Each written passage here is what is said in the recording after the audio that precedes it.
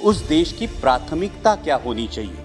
नया संसद भवन या हर जिले में हर संसदीय चुनाव क्षेत्र में एक सुसज्ज अत्याधुनिक सार्वजनिक अस्पताल? जब हम सबने सुना था कि देश को बिकने नहीं देंगे तो हर किसी को गर्व महसूस हुआ था, लेकिन शायद उसके बाद OLX का विज्ञापन कुछ ज्यादा प्रभावशाली साबित हुआ और वो नीतियों में भी दिखने लगा बेच डाल। लेकिन उसके उपलक्ष्य में इस किसान आंदोलन को बदनाम करने की जो साजिश रची गई वो निंदनीय है। धन्यवाद अध्यक्ष महोदय, आपने मुझे बोलने का अवसर दिया। माननीय राष्ट्रपति जी ने अपने अभिभाषण में सरकार की कई सारी उपलब्धियों का उल्लेख किया और मैं उन उपलब्धियों के लिए सरकार का अभिनंदन करना चाहूँगा जिनका लाभ अंतिम पंक्ति में खड़े अंतिम व्यक्ति तक पहुँचा हो। राष्ट्रपति जी ने अपने अभिभाषण में नए संसद भवन के निर्माण की बात की, गर्व की बात है, लेकिन सवाल ये उठता है अध्यक्ष महोदय कि जिस देश की सार्वजनिक स्वास्थ्य व्यवस्था कोरोना की महामारी में बुरी तरह से एक्सपोज हुई हो, उस देश की प्राथमिकता क्या होनी चाहिए? नया संसद भवन या हर जिले में हर संसदीय चुनाव क्षेत्र में एक सुसज्ज अत्याधुनिक सार्वजनिक अस्पताल? देश की प्राथमिकता को नजर रखते हुए सिर्फ 22 एम्स से कुछ नहीं होगा। देश की प्राथमिकता को नजर रखते हुए पहले अस्पताल और फिर संसद भवन, इस पर आत्मचिंतन हो, ये मेरी गुजारिश है। Please silence, silence please. Bidur ji. और वैसे भी इस संसद भवन की मांग किसी ने नहीं की है, लेकिन हर सांसद मेरे इस बात से सहमत होगा कि हर संसदीय चुनाव क्षेत्र में MP लैड फंड के तहत होने वाले विकास कामों की मांग जरूर हो रही है। इसलिए मेरी दरख्वास्त है कि इस MP लैड फंड को अविलंब पूर्ववत किया जाए। इसमें अभिभाषण में केंद्र और राज्य के सरकारों के बीच कोऑर्डिनेशन की भी बात की गई। माननीय minister of finance state Anurag ji यहां उपस्थित है। मैं आपका ध्यान आकर्षित करना चाहूंगा कि महाराष्ट्र की सरकार को GST की 25,000 करोड़ की राशि प्रदान होना बाकी है, उस पर अविलंब विचार किया जाए। राष्ट्रपति जी ने अपने अभिभाषण में युवाओं के रोजगार की बात की। इस सरकार ने सपना दिखाया था कि सालाना 2 करोड़ युवाओं को रोजगार मिलेगा। अजय मिलना तो छोड़िए, जो हाथ में था वो भी चला गया। आज 1000 नौकरियों के लिए लाख युवा अप्लाई करते हैं और 4th क्लास की नौकरी के लिए ग्रेजुएट्स और पोस्ट ग्रेजुएट्स कतार में खड़े आते हैं। पहले नीम और अब नेशनल अप्रेंटिस जैसे प्रोग्राम, ये जो नीतियां हैं, ये देश के युवा वर्ग के लिए शोषण व्यवस्था साबित हो रहे हैं, क्योंकि पहले नौकरी लग जाती है, फिर माँ बाप शादी कर देते हैं और 2 साल में कंपनी ब्रेक दे देती है ताकि उसको परमानेंट ना करना पड़े और युवा के भविष्य में अंधेरा छा जाता है। इसलिए इन युवाओं के आक्रोश को समझे और इन नीतियों पर पुनर्विचार हो। इस अभिभाषण में और एक बहुत अच्छी बात की गई, वो है आत्मनिर्भर भारत की। जब हम सबने सुना था कि देश को बिकने नहीं देंगे तो हर किसी को गर्व महसूस हुआ था, लेकिन शायद उसके बाद OLX का विज्ञापन कुछ ज्यादा प्रभावशाली साबित हुआ और वो नीतियों में भी दिखने लगा बेच डाल। BPCL बेच डाल, BSNL बेच डाल, एयरपोर्ट्स बेच डाल, सीपोर्ट्स बेच डाल। अब डर लगने लगा है कि यह आत्मनिर्भर भारत की बात हो रही है या फिर चुनिंदा पूंजीपति निर्भर भारत की। मैं सचेत करना चाहूंगा कि इस प्रकार से मुक्त अर्थव्यवस्था के आड़े में अगर हम क्रूनी कैपिटलिज्म को बढ़ावा देकर देश के संसाधन चुनिंदा पूंजीपतियों के हाथ में सौंप दे तो देश की आने वाली पीढ़ियां हमें कभी माफ नहीं करेंगी।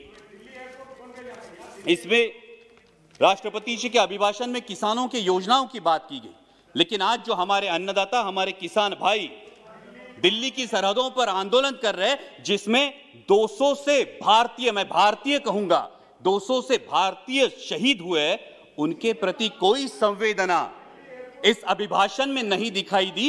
यह आश्चर्यजनक है। गणतंत्र दिवस पर जो घटना घटी उसकी आलोचना अभिभाषण में हुई। हिंसा का कोई समर्थन नहीं हो सकता, ना ही होना चाहिए, लेकिन उसके उपलक्ष्य में,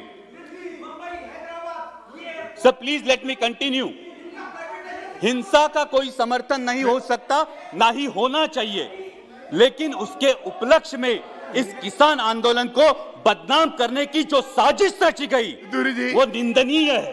पहले बताया गया कि सिर्फ पंजाब के किसान हैं, फिर बताया गया कि ये तो आड़तीय है, फिर बताया गया कि ये खालिस्तानी है। Please sit down. Bidur ji, honourable member Bidur ji, बैठिए। Bidur ji please Please take your seat.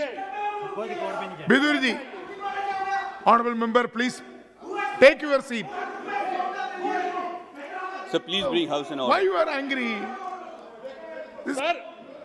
Sir अगर You sit down there. Sir अगर ऐसे बोलेंगे कल इनके नेता भी बोलेंगे तब हम बीच में चलाएंगे फिर अच्छा होगा सर। No, why? ये जानबूझ के है।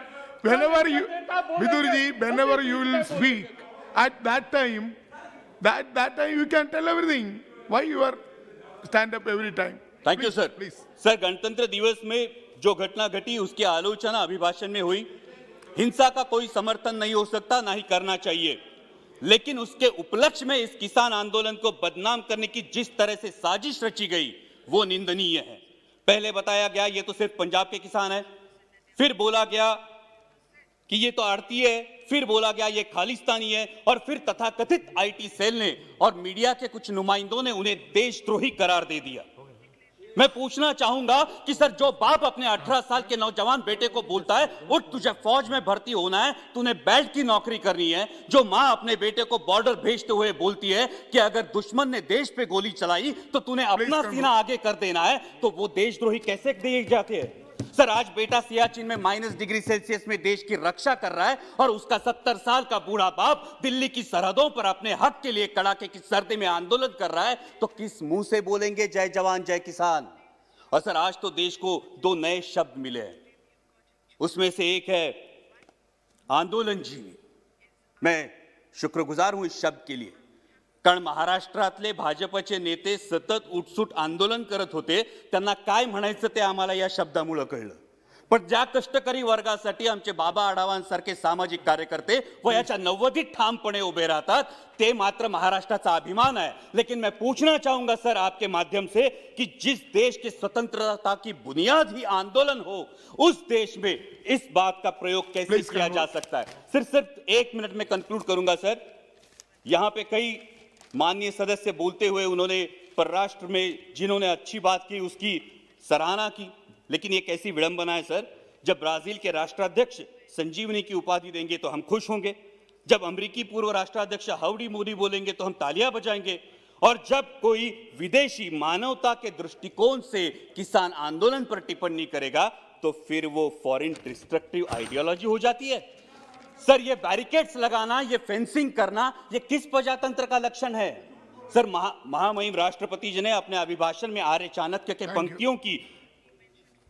पंक्तियों का उल्लेख किया, लेकिन मैं इस सदन को बताना चाहूंगा कि उन्हीं आर्य चाणक्य ने यह भी बताया है कि जब राजा का अहंकार प्रजाहित से ऊपर उठ जाए तो समझ लेना कि उसके शासनकाल का अंत निश्चित है। और इसीलिए मैं दरख्वास्त करूंगा कि संवेदनशीलता से इस समस्या का किसानों के हित में हल निकाले, ताकि फिर Please. हर देशवासी गर्व से कह सके जय जवान जय किसान। Honorable member Shri Jasbir Singh Gill.